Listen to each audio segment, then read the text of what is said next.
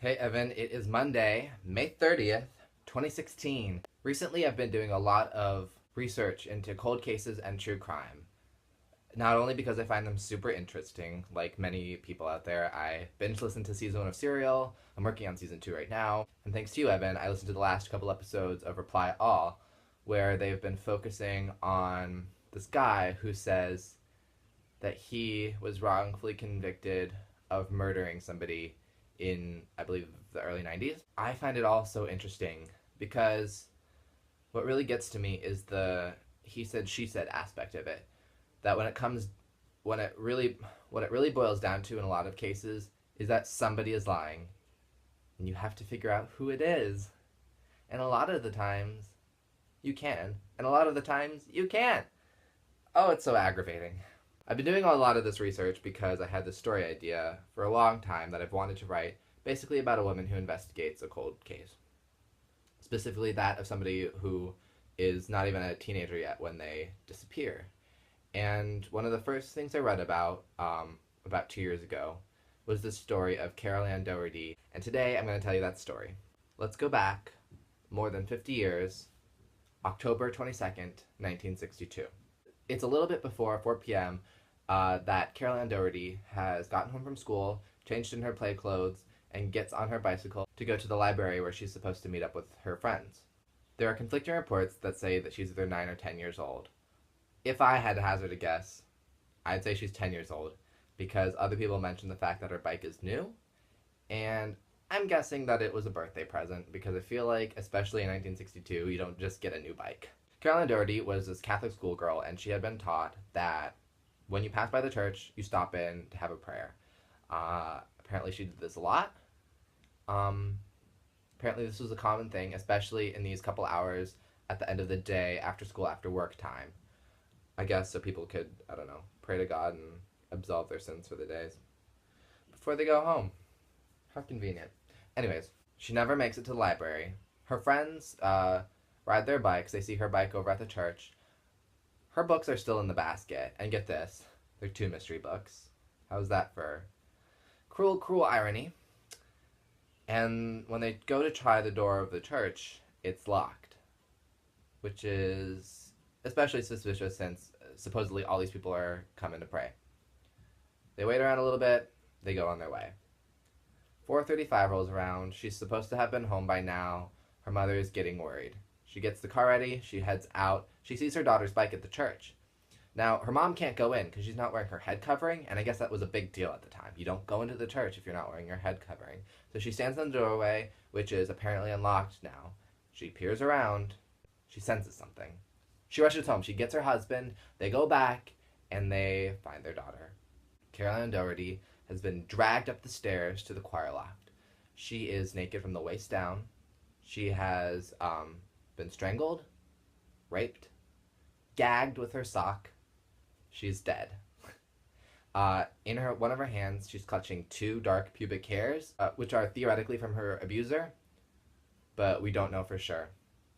And when they run the reports later, they find that the semen is from somebody who is either really young, really old, or impotent. So the police begin their investigation. They do their cursory checks of the church. Only one man comes forward and confesses. It's this older guy, he's in his 60s, he's a little bit mentally slow, and as it turns out, his confession is coerced by another, overzealous police officer or something, and it's thrown out because actually he can't reenact the crime, he knows nothing about it. I feel bad for the dude. But anyways, luckily, that justice is served. They don't look at him. What they do, though, is they, of course, do the cursory looks of the people in the church. One man sends up a red flag, and his name is Father Joseph Savadish. And here's why he sends up a red flag. He lied about his alibi at this time. He said that he was around the neighborhoods, I don't know, preaching the word or something like that. But he actually had left notes that said he was around in the neighborhoods around 2:30, which if the crime happened between 4 and 4:30, that's not an alibi. So he lies about his alibi. The other thing he does, which the police do find out about, is that slightly before 4:30, he walks into a shoe store and nervously asks, "What is the time?" despite wearing a watch on his wrist. He then asks if they sell underwear, which is like... So they find out about this. This seems like a clear attempt to establish an alibi for him. They are suspicious. But the church head, one E. Paul Baird, is like, you need to stop. And the investigators are like, whoa. And they see Father Joseph Sabadish, and they are like, red flag, track him down. Let's see what's up with him. So they follow him down, and they finally get him, and they're like, yo, come take a polygraph test. He does. He passes. He can't be convicted. They have no concrete evidence on him. He goes on his way. But E. Paul Baird finds out about this, and he is pissed off. So he confronts this dude, this police officer in the street, and he is like, you're being a bad Catholic. You need to stop. And the guy is like, I just want to find out what happened to this girl. And I'm like, props to you, dude. So before I flash forward, because nothing happens for a long time, I should tell you 2 other things that happened that I don't actually think are related to this case, but for the sake of knowing, here they are. 1. So after this had all been printed in the news, one of the journalists gets this letter that's basically like, print yada yada in the classified sections, meet me at this church, I will tell you who killed Carol Ann Dougherty. Signed, 12. So this journalist does as he's told. He goes to the church. When he leaves, under his windshield has been tucked a card, and all that it says is 1, 2, 12. Nothing, that's it. It's just this, like, creepy thing I think was just a joke. You know, before even the Zodiac Killer did all his cypher shit, this thing happened. I don't think it's really done by the killer, but that's just me. The other thing that happened, not necessarily related, but you should just know, 2 years later, 1964, in a town that's not next to Bristol, but is not out of the state, it's still in Pennsylvania, a girl named Maurice Chivarella is 9 years old, and she, like Carol Ann Dougherty, is found raped, strangled, suffocated with an item of her own clothing, and dead. Whether or not they're related cases remains to be seen. Both are super tragic. 1993 rolls around. This case has not been solved. It's been periodically open due to whatever, but nothing's really happened. 1993, they try and make a DNA profile of the pubic hairs and the semen sample, but due to time passage or not enough actual DNA there to begin with, they can't do it. So they can't convict anybody at this point, really, because the evidence just isn't there anymore. This was basically the last possible tie that they had, and they don't have it anymore. Whomever did this got off so lucky. But it is not for loss, because one thing they do find out is that the ligature bruise around her neck, and ligature is just like a rope or something like that, this bruising around her neck matches perfectly to that of an alb, which is a thin rope that a Catholic priest uses to tie their tunic. Yeah.